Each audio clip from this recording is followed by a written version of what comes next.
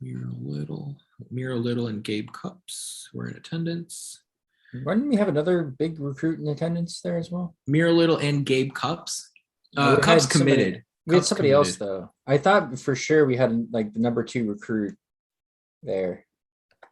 I can check, but I know Miro Little for sure. I know Miro Little was tweeting about it, but I'm pretty sure somebody else was supposed to be there. I don't know if he made it or not. It looks like we are live, folks. Big shot, Rob. Huh? You thought that was done? You thought that was a thing in the past? Not in the slightest. My voice is a little raspy, but I think we can push through here for, I don't know, how long will it be? 30 minutes, 45 minutes, maybe an hour. The weekend basically just started.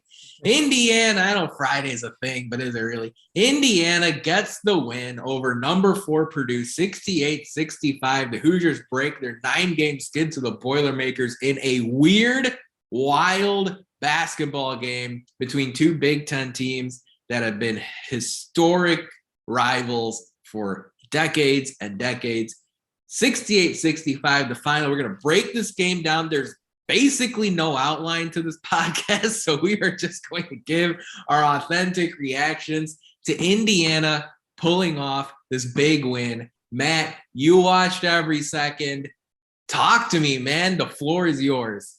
I said on the podcast 2 days ago, if you were listening to the podcast, you know this. I said this. I said we needed somebody else in this game other than Trey Jackson-Davis to step up. Now, I went out on a limb and said one of the wings, who I mentioned, Parker Stewart and Miller Kopp, both of them combined for 2 points tonight on 0 of 5 shooting. So I was wrong, but boy, was I right about somebody needing to step up, and who stepped up at the biggest time and the biggest need. The streak for 10 straight Purdue wins was on the line. Would have been 6 straight at Assembly Hall. Rob Phinisee comes in and plays his best game as a Hoosier, which is easily. It's not even close.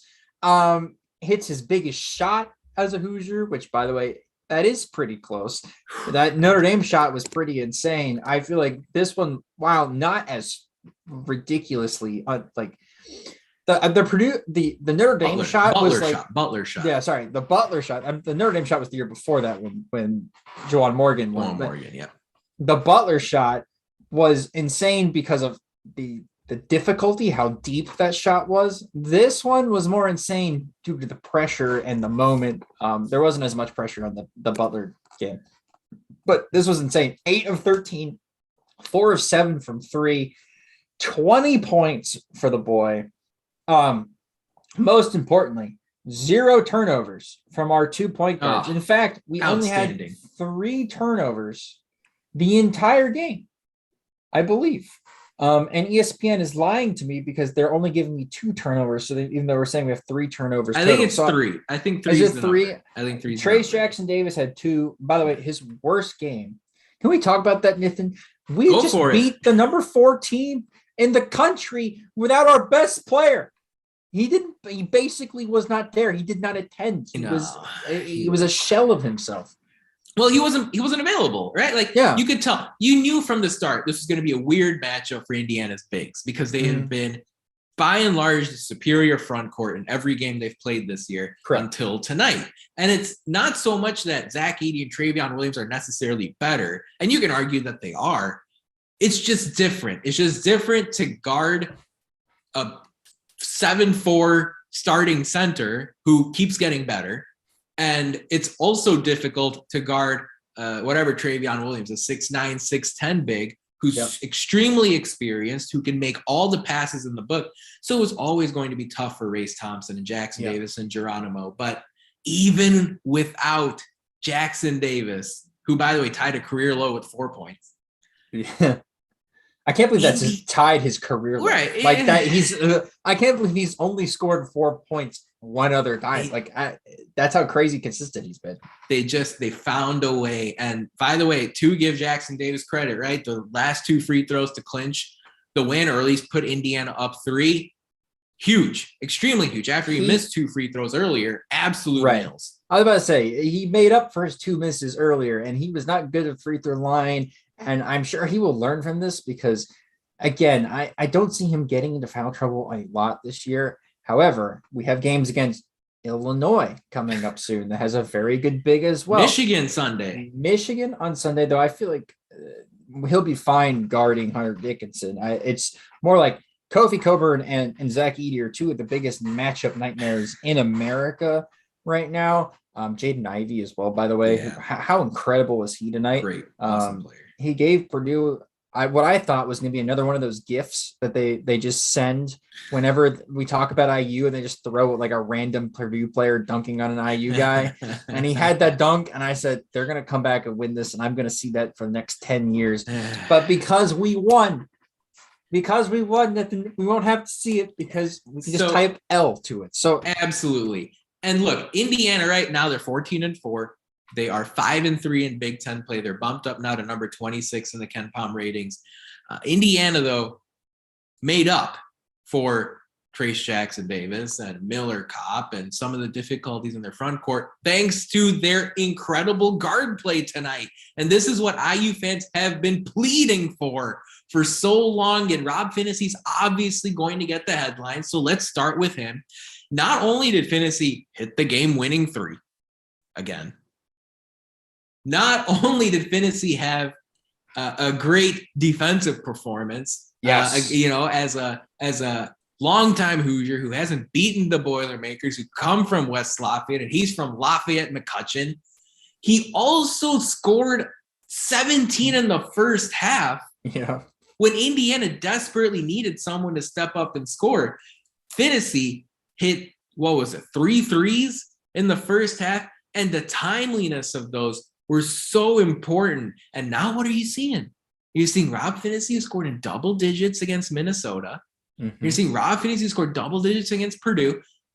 Even if it's 6, 7, 8 points, getting contributions offensively from Phinisee will make him a major threat to the Big Ten down the stretch, because we already know how good he is on defense. Matt, just talk to me about what you saw out of Rob Phinisee tonight, because he was clearly Indiana's MVP as far as this game is concerned. Yeah, Rob Phinisee was the MVP. He played outstanding. Now, I feel like he played out of his mind in the first half. I don't expect him to see him doing some weird scoop up and under, throw it not even on, like in the box on the rim and spin it in layup. Look, he was playing out of his mind, which is fine. We needed somebody to do that this game. Why not, right? It happens to other players in Assembly Hall. Absolutely. It happens to people all the time in basketball. That's why we love this sport. But what is absolutely, and I mean this sincerely, absolutely, something that you're able to build off of is the play of Xavier Johnson, huge, and Rob Phinisee. Both of them, massive. We have gone, I don't know how long we've been live, but however long we've been live without talking about Xavier Johnson, who had a quiet 18 points tonight. By far his best game as an Indiana Hoosier. And probably should have had more if the refs weren't absolutely terrible, because he should have gotten to the line at least another 2 or 3 times, I think, in my opinion. He got fouled on a couple drives. But 2 of 4 from 3. Didn't take any 3-pointers I thought were crazy bad. Had 0 turnovers and had 2 assists. Yeah, and the thing, so I needed to see Xavier Johnson step up in this game. He was my pick to click for this game, because I said, look, the front court guys are going to cancel out. And with the foul trouble that Indiana had, Xavier Johnson put on that hero cape that he wore frequently at Pitt. Because at Pitt, you don't have Trace Jackson Davis. You don't have Race Thompson. You don't have Jordan Durant. So you don't have Trey Galloway. So Xavier Johnson had to play some hero ball. And, when you watch him play throughout the season, you see him miss 7 out of 10 shots or 8 out of 12 shots. You go, man, those are shots that other guys on this team are much better could have taken. But tonight, you didn't have that option. And Xavier Johnson's assertiveness and his passion, and he was on social media the last 48 to 72 hours saying he's going to step up in this game. And everyone's out there talking his words like an ESPN analyst, and he's ready to step up. Today's a new opportunity. And I have to give credit to Hoosier Nation. You go and you look through mentions to his tweets, everyone's in support. Everyone's saying, look, Xavier, no matter what's happened this season, this is the kind of game that can change the narrative. And that's what's happening to Indiana basketball right in front of our eyes. No longer, okay, the conversation is always going to be whether or not Indiana can make March Madness because they haven't made it so long. Yeah. They almost forgot the tournament exists. But right now the question is, okay, hey, how many wins can Indiana get? Because let's face it, Matt, this team is as currently how they look. They're not a bubble team. This is a team that is good. They are possibly really good when you consider that their only losses this season are at Wisconsin when they dominated the Badgers, at Iowa when they led at halftime, at Syracuse, which was their first road game of the season, and at Penn State, which is a close game. You're going to lose some of those. I don't know, Matt. I see this team being somewhere between good and really good right now, and, well, we'll see how this thing goes. This team is much better when we have Galloway. And I think that's the key. That's the key. The Wisconsin game, I believe, was without Galloway. You're right. Right? Yeah, the Wisconsin game was without Galloway. The Penn State game was without Galloway. We had Galloway for the Iowa game. So the Iowa game is fine, but those two losses, he does so many important things for this team, and it doesn't show up on the box score. But 4 rebounds, 2 assists, a steal. I feel like he had more than 1 steal, by the way. But so many fast break opportunities, 8 points. He hit like a really good floater in the lane. He's somebody you want to have the ball. And he plays such good defense. A shout out on the defensive end, by the way. Yeah. Michael Durr. Michael Durr put in 24 minutes this game and was fantastic. He was really good. Did his job. He was really good. He played without fouling. He only ended up with 3 fouls, by the way. In 24 minutes. In 24 minutes, which is good. He hit 2 of 4 from the free throw line. He missed his first 2, and I was like, oh my goodness. Then he hit his second pair, and that's fine. Hit a nice, like 15, 16, 17-foot jump shot. Oh, left side, left elbow, mid-range jumper. I saw it. And honestly, was really great about setting screens and just moving in the flow of the offense. And there was a lot of people online I saw were complaining about the lack of movement on the offense. That completely changed when Geronimo is in and Galloway is in. That offense moves. So I'm really excited to see what the future of this program is because there are you can tell Mike Woodson's going to get players in. And by the way, 7 minutes from Tamar Bates. We're going to talk about the bench, but 7 minutes from Tamar Bates. I thought all were really good minutes from him. I thought he made some good decisions with the ball. I thought he took both shots that he took. I thought were great shots. I had no idea how his floater hit 6 different sides of the rim and did not go in. So it's just unlucky that he didn't score this game, but I thought he played well. He had an assist himself. I'm looking at this box score and I'm like, the only person that had a bad game was Trey Jackson-Davis and maybe Miller Kopp. I thought Parker Stewart played fine.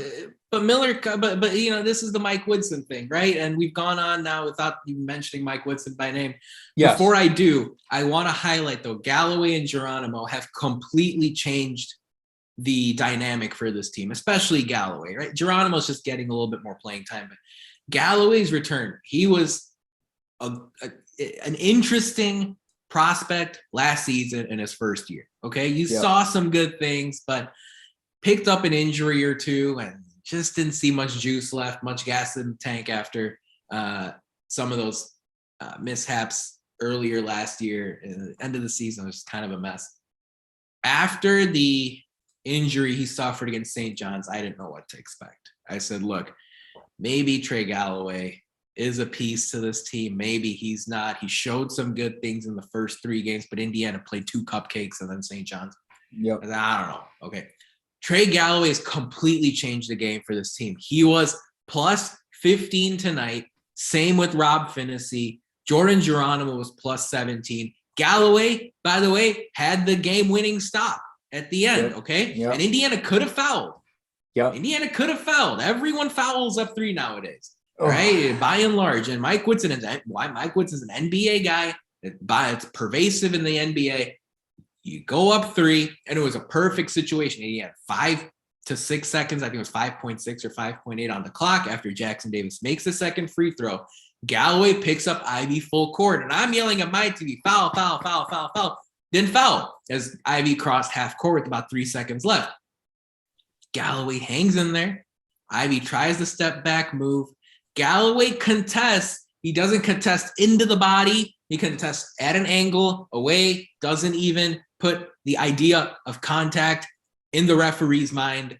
He just forces Ivy into a 30-foot step back that almost went in, but it didn't. And the defense has been so clear, and it fits perfectly with this team as far as Galloway. And offensively, right, much more decisive than he was last season. Puts the ball on the ground, puts his foot in the ground, and goes. It's great to see. Indiana needs these two guys going forward. We said last week, 15 minutes a game. I think that's the sweet spot. Of course, with foul trouble, it might even be more. Yeah, I'm so proud of the guys off the bench. It's so cool to see guys that are like, they don't start, right? They're ready, though. They're ready. They come in excited to play.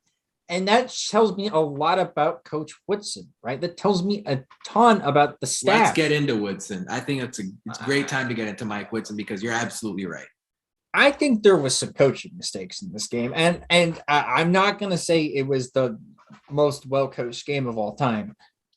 But I'm so happy for him. I'm just so happy. The fist bumps at the end of the game. Fox Sports had a really good, if you were at the game or maybe you were listening on the radio or whatever, they had a really good last thing where he's just like fist bumping at the crowd. I felt that. I was fist bumping through the TV back at him. It was just incredible. You can disagree with some of the ways he runs substitutions, right? Bringing in an entire second unit. Yeah, sometimes the offense gets really stagnant, but it works. And he gets guys to believe in themselves, which is not something we could say about the last staff. No, the culture is different this year. It's different. Yes. I mean, look at There's Christian Lander. There. Right, look at Christian. So Christian Lander hasn't played in this calendar year. But right after the game, you saw him go on Instagram Live, and he looks committed, and everyone's around him, and it's a brotherhood, it's a community, it's a connectivity right now with this team that you just sit back and you say, you at least gotta be bought in, right? You gotta be committed. And I don't think that was a big issue in the previous years, but it's clear and it's explicitly obvious right now. And Mike Woodson, from an X's and O's standpoint, he's not perfect, and he's going to make mistakes, especially with this being his first year in college basketball as a head coach. But let's look at Miller Kopp, for example. And I see some comments in the live chat right now about how Miller Kopp had a bad day. And he did. Yeah, he was not great. Miller Kopp did not have a good game tonight. And he's not good. I think what Archie Miller would have done, though, is if he had Miller Kopp on his team, he'd say, man, Miller Kopp, he's done it at Northwestern. And he's done it at Northwestern. If you give him 35 minutes, Miller Kopp will make it work for you. Mike Woodson's not that way. Yeah. Mike Woodson has made multiple decisions this season where if a starter is not quite up to par, or if an important bench player is not quite up to par, Mike Woodson's not going to give you that playing time. If it's Trace Jackson Davis, that's one thing. Yeah. But you saw Mike Woodson surprised Nebraska with Anthony Leal in Bloomington. Yes. In the start of Big Ten play. True. And I think as much as Matt Painter could have tried scouting Michael Durr, you just don't know until you play him. Michael Durr did not play more than 12 minutes in a game all season this year. And he got 24 because Mike Woodson said, this is the matchup.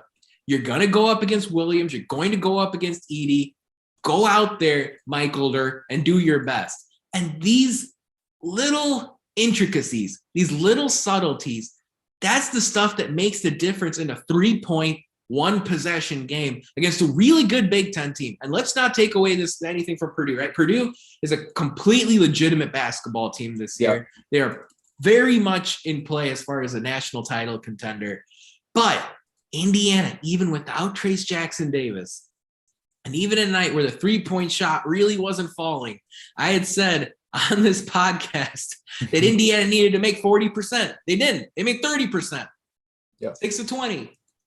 but the last one's going to be remembered for a long time. Mike Woodson and Rob Phinisee, Matt, they are going to live down in history books after what happened at the end of this game tonight. Like, I honestly get a little teared up when I think about Rob, because like he's a guy that's gone through so much. It's a crazy story. He's gone through so much. He started at IU. He came in with Romeo. They were supposed to win everything, right? Because we have the number 2 overall recruit and Romeo and a great start, right? And Juwan Morgan, and they get off to this amazing start, and then they lose 13 out of like 14 games, and end up missing the tournament.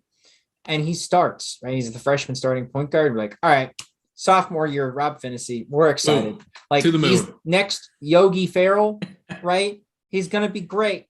Yeah, why stop at Yogi? Next Isaiah Thomas, right, Matt? I mean, Trey Jackson Davis comes in, by the way, that year, and he plays okay. By the way, that year, people were really down on him. I thought he played okay his sophomore year, and that team should have made the tournament. But then COVID hits. Yeah. And then last year happens. And he's abysmal all year. I mean, absolutely atrocious. It was extremely hard to watch. He got, you really couldn't play him at certain points because he just wasn't good. And then this year, his 4th year, he's a 3-year starter. Is it supposed to be his senior year? We get a transfer in from Pitt that scores 14 points per game. And he's erratic. We basically lose at Wisconsin because he goes haywire, right? And he still doesn't start. And he sits and he comes off the bench in a game against Purdue that he hasn't beaten yet. The rival at home in a game he's got 1 game this year in double digits. And he scores 20. Like, it's such a, you couldn't write the freaking script. You couldn't. It's so good, and I feel so good for him because he's somebody that's, instead of transfer, he could have transferred to somewhere, right? Absolutely. 100%. I told him to transfer on the podcast because he wasn't going to get the minutes, and I was obviously thinking Christian Lander was going to get more minutes than he was getting this year as well. But he's stuck with the program. Yeah. And he's a Lafayette kid. Comes back and puts up 20 on Purdue. Like, it's so good. And I'm so happy for him. I'm so proud of him. And to see him getting lifted up by his teammates at the end of the game, you could see every time the first half, Purdue took a timeout because they're like, who the heck is Rob Phinisee? And they took a timeout, or there was a media timeout. Immediately everybody would run to Rob. Like, I think what I hope is that this is a turning point for him. That he might have uncorked some confidence in him. And he's going to have games where he's going to go back into his shell. Exactly. It's going to happen. But I would love to see more consistency down the stretch from Rob, because he's such a big point, like such a huge piece on this team. Yeah, and to your point earlier. So not only did Rob Phinisee win this game at the end for Indiana, Rob Phinisee also won himself a lot of goodwill, right? I mean, obviously, when you hit the buzzer beater to beat Purdue, no one is going to say a negative word about Rob Phinisee the rest of the season. Nope. They're just not. And so, you can have your frustrations, this and that. Mike Woodson knows Rob Phinisee's not going to be a first-team all-conference point guard. But, right, all of a sudden, the biggest reason I was excited Mike Woodson came to this program was to quiet the negative rumblings and grumblings and the angry tweets and the frustrations and the vile Facebook posts. And instead now it's just positivity, right? People are coming together, a couple rough losses for sure, but Rob Phinisee, if nothing else, has quieted the noise around him. And we'll see what happens the rest of the season here for him. 20 points again for the senior guard out of Lafayette. 4 rebounds, chipped in a block, and then the 4 steals as well. His defense was fantastic. And outstanding. Well, look at the Purdue numbers, right? I mean, the guards, Ivy was great, but the rest of them, Thompson hit a couple threes, Stefanovic, absent. Yeah, Stefanovic had such a tough time. It was like watching him. It was either Rob Phinisee or Trey Galloway on Stefanovic, and they were like glue on paper. Stefanovic couldn't breathe basically that game.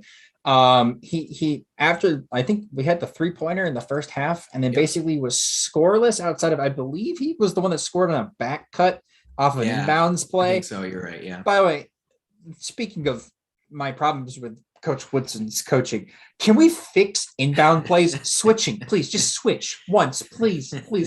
I'm sorry, it's not even a close game down the stretch if Purdue doesn't get like 3 basket off of inbounds plays. And Matt Painter's a good coach too. He's gonna put yourself in tough spots. Obviously, yes, but my goodness. I did want to say with Phinisee, the quote, I want to tip my cap to Jevin McCoskey. He's our contributor at Indiana HQ who covered this game wall to wall, even with a Twitter outage in the middle. By the way, what was that? I'm sitting there like refreshing Twitter during halftime, like refresh. I'm like thinking it's my internet. Like, of course, Wi-Fi. I was like, of course, my internet goes out mid-game. Like, I'm waiting for the cable to cut out. The legendary Indiana basketball Twitter outage during IU's upset here.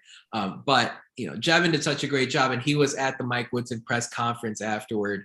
And a couple of quotes from Woodson about Phinisee. He and Phinisee apparently had a great conversation, apparently a beautiful conversation, hours before the game happened. Just nice to see how Phinisee performed. It was beautiful to watch. And Woodson said that on the last timeout, Rob Phinisee said to run a play for him.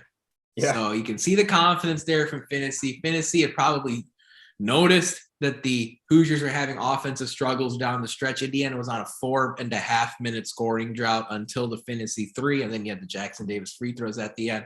So interesting to get that behind the scenes look. A couple of additional things. Obviously, plenty of reaction around Hoosier Nation after this win. I'm sure I'm missing a bunch of names, but you had players, past, present, and future, all pitching in on social media, reacting to this win. Isaiah Thomas was super excited. It was funny to see Cody Zeller live tweet this game. That was funny. That was really good. That was good Twitter content. If you go scroll through the Cody Zeller Twitter timeline, it's been pretty quiet.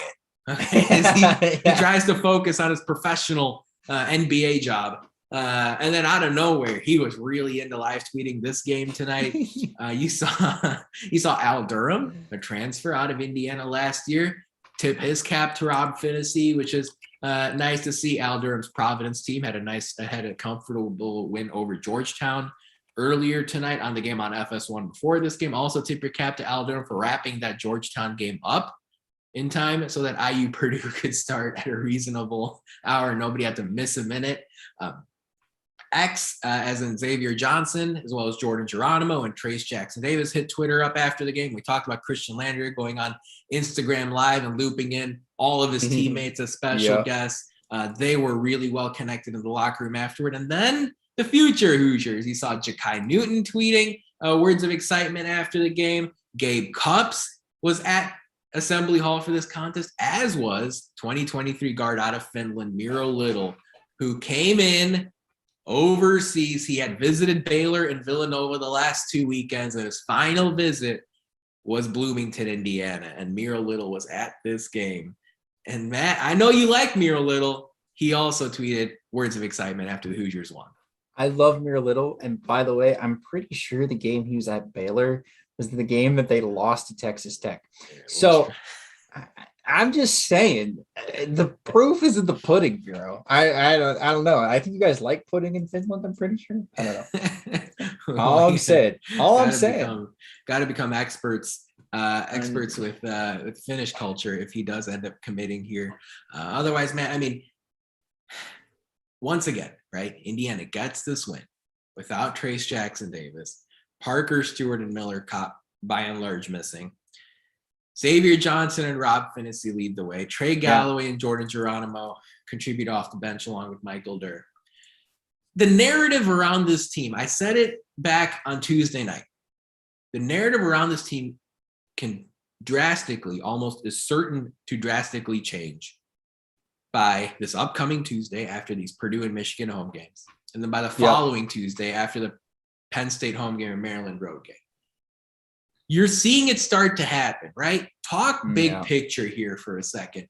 I know this win means a lot because you beat Purdue and they're number 4 and you get a quality win. But big picture, things are starting to change for the better here at Indiana. They are. And it's been done very quickly and very quietly nationally because, people have been talking about the Iowa State team, right? That started the year undefeated. Yeah. They've talked about all the other new hires, really. Minnesota as well, who had a really hot start. Texas Tech's been good this year. Texas Tech's been really good. Texas Tech had a good team. Their coach ditched him. In all seriousness. Yes. Yeah, he ditched him, but he ditched a really, really good team. So I'm not surprised that they're doing well.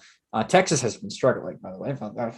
Recently, though, even Texas, right? New coach, new program, this, that, whatever. They had a good start, and then, oh boy. Yeah, so what we're looking at is, well, hopefully, by the way, can I send a piece of my hip bone to Trace Jackson Davis to feel better?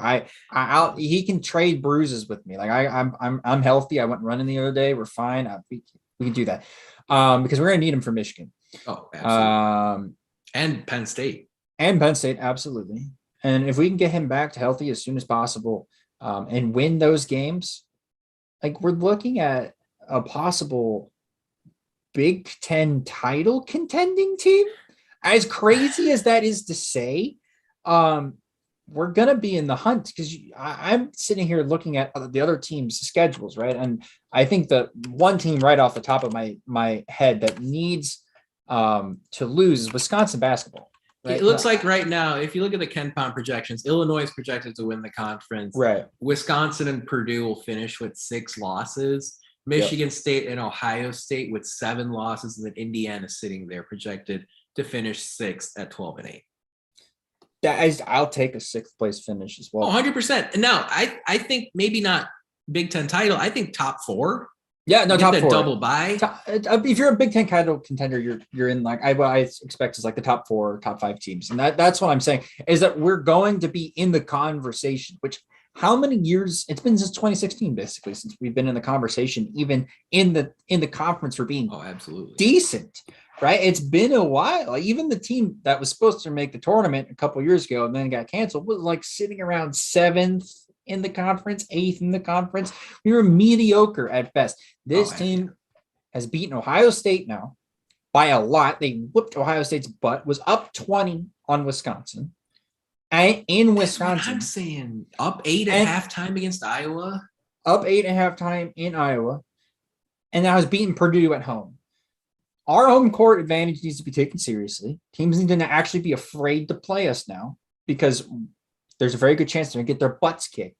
And the second thing is that we've shown we now can win on the road. So if we go on the road and get just a couple more victories, all of a sudden we're looking at like what I've seen in bracket projections, 23, 24 wins, and you're looking at a higher place in the Big Ten. But also, more importantly, you're looking at a much nicer and easier and more calm Big Ten tournament. We don't need to go and win the damn thing this time. We don't even need to win. You gotta win a game.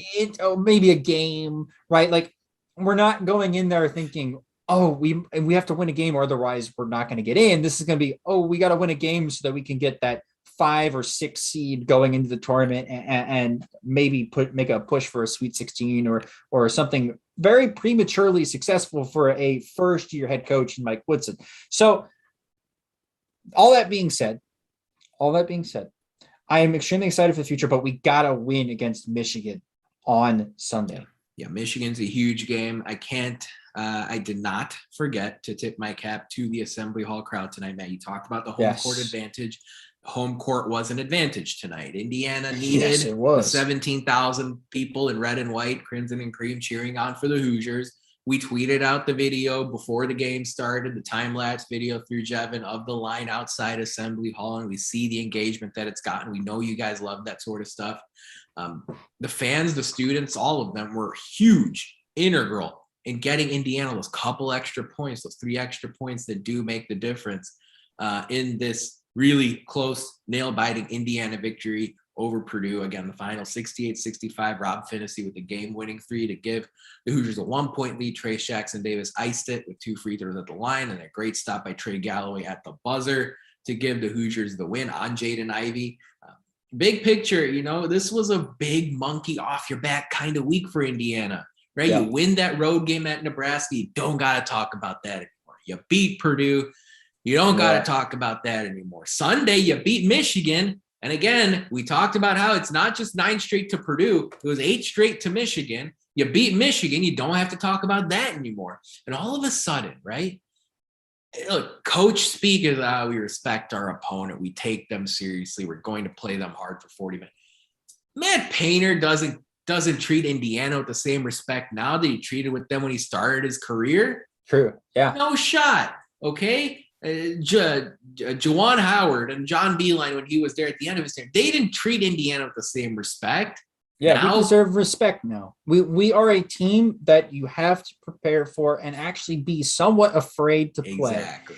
Because when teams played us in the past, it was, it's Indiana. They have all this tradition, but they're kind of mediocre this year. They'll find a way to lose. Beatable. They're going to turn the ball over 45 times, or Devontae Green's going to take 25 shots that are uncontested 3-pointers from half court, and you're going to be like, oh, that's fine. It's just an easy rebound.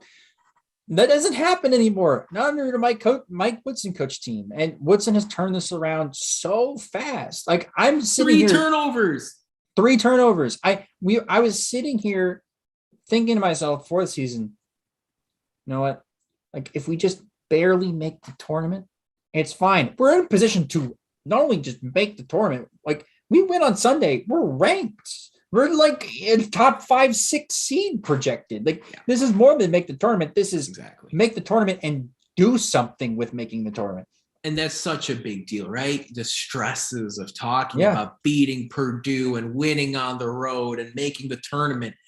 Win it, Wisconsin. Please. That's the next thing. You got to beat Wisconsin. You got to win a game in the Big Ten tournament. Those are still some big bullet points, big hit points you have to take care of still. But this Indiana team, right? You don't have to sit here and talk about these points of just controversy and frustration among Hoosier fans. It's consciously on the minds of the players.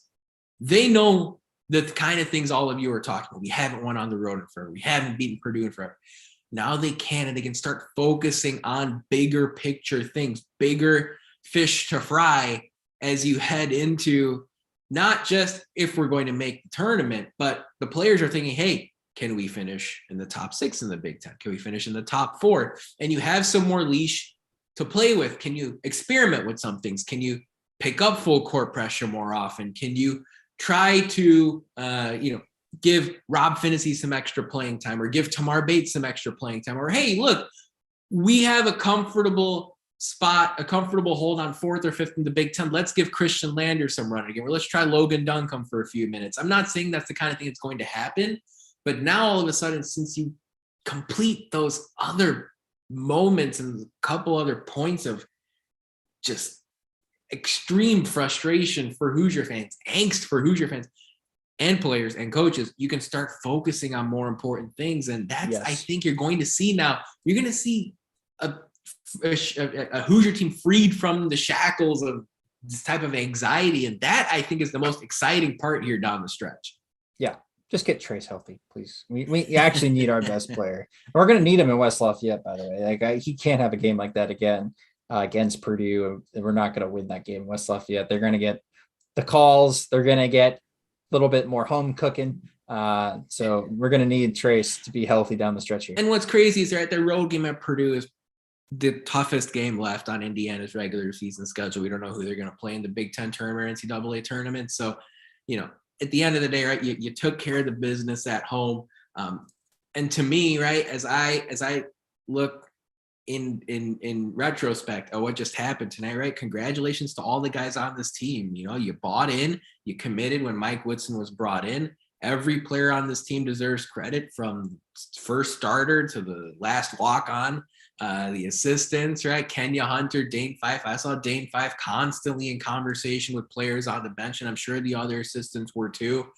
Just constantly talking and communicating and trying to get better. Mike Woodson has been a level steady figure as the head coach for this program. And there's going to be bumps and bruises along the way here because the Big Ten is hard. But, even for guys that didn't have a great game, they're not going to be remembered for playing their best tonight, like Miller Kopp and Parker Stewart and Tamar Bates. Well, you know what? You're still going to be remembered as part of this team that sort of broke this horrible losing streak against Purdue and took the monkey off the back. So they're going to be remembered very positively in Bloomington for a long time. Never mind the stars of the show, Xavier Johnsons and Rob Phinesees, of course, and Trey Galloways. They're obviously not going to have to buy a meal in Bloomington for a long time. I don't think so. I don't think that's going to be necessary. Any closing thoughts as we wind down here, Matt? Indiana defeats Purdue 68-65. We have a full-scale recap available on indianahq.com that Jevin put together. I'm going to put out the lineup analysis from this game. I can't wait to see what kind of combinations worked and which didn't from IU's huge win over Purdue. But Matt, any closing thoughts tonight? Good win. Let's get another dub on Sunday. And honestly, like the atmosphere in Assembly Hall looked just as I remembered it when I was a student there. The North Carolina game, the Marquette game, like the big games, you just showed up for it. And the students really showed out. So shout out to them. Shout out to the people that bought tickets to the game. You also showed up. And if you have a chance and you're in Bloomington area, go to the game on Sunday. Have fun. Yeah. Give the team your support. They're going to need it. They're probably going to be exhausted because they're not going to get any sleep tonight. And then they have a quick turnaround because tomorrow's Friday, Saturday, and then play on Sunday. So they're gonna need some extra juice on Sunday for sure. So go out and give them your support. And I'm just so happy about tonight. Thank God we beat Purdue. Absolutely. And this is not my final thought, but the suits worked once again. Right, even as an underdog tonight, Mike Woodson and his at least his blazer, right, and tonight was a full suit look because they're at home.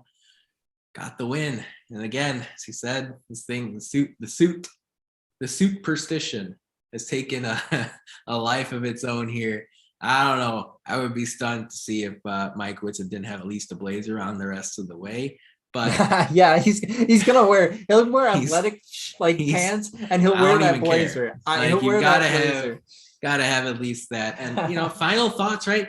This isn't the ending. This is just the beginning for this team, right? Yeah. Celebrate this one, all that. Yeah, absolutely. It's a big deal to get a win over a top 5 team at home. Indiana's won 4 out of 5 in Big Ten play. That hasn't happened in a while, especially if you consider 2 of the wins were against ranked teams.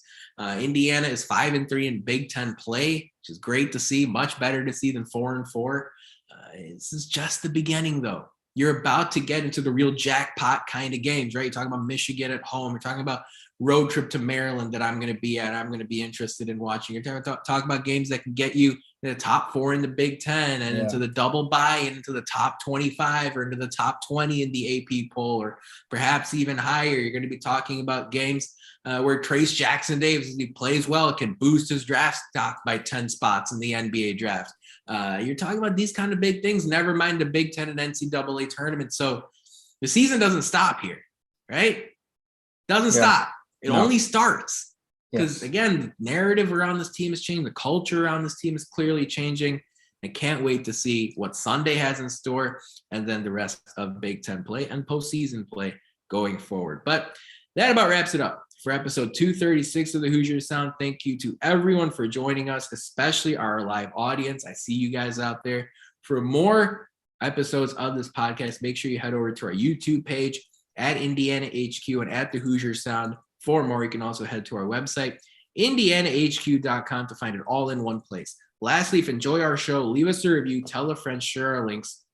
Your support really helps us grow this podcast and reach more passionate IU fans such as yourself. But as always, thank you for listening, Hoosier Nation, and we